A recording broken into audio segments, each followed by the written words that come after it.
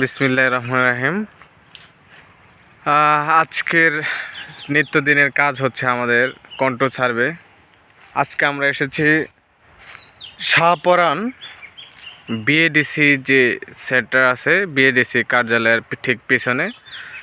এই জমিটা আসলে দেখাচ্ছে আপনাদের। এই জমিটা মূলত বিএডিসির আন্ডারে ছিল, পরে কৃষি উন্নয়ন কর্পোরেশন মানে কৃষি যে গবেষণা ইনস্টিটিউট তাদের কাছে হস্তান্তর করে।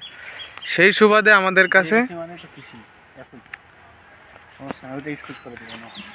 আচ্ছা, তো তারা আর কি আমাদেরকে কাজটা দেয় যে কন্ট্রোল সার্ভে করার জন্য ঠিক এখানে কতটুক এই ফিলিং করতে, মাটি স্যান্ড ফিলিং করতে কতটুক স্যান্ড লাগবে অর্থাৎ মাটি লাগবে। তো এটার জন্য আজকে আমাদেরকে ডাকা হয়। তো আমাদের সাথে আছেন প্রধান প্রকৌশলী আল্লাহ এটা কাটি দিয়েন। আমাদের সাথে রয়েছেন আমাদের সার্ভেয়ার ইবনে আয়েদ অনিক ভাই। আজকে তিনি খুব সূক্ষ্মভাবে দক্ষতার সহিত তিনি আজকে আমাদের এই কন্ট্রোল সার্ভে করতেছেন। ঠিক তার পাশে রয়েছে একটা ক্যানেল, যেটাকে নর্দমা বলতে পারেন। নর্দমা, হ্যাঁ নর্দমাই বলা যায়।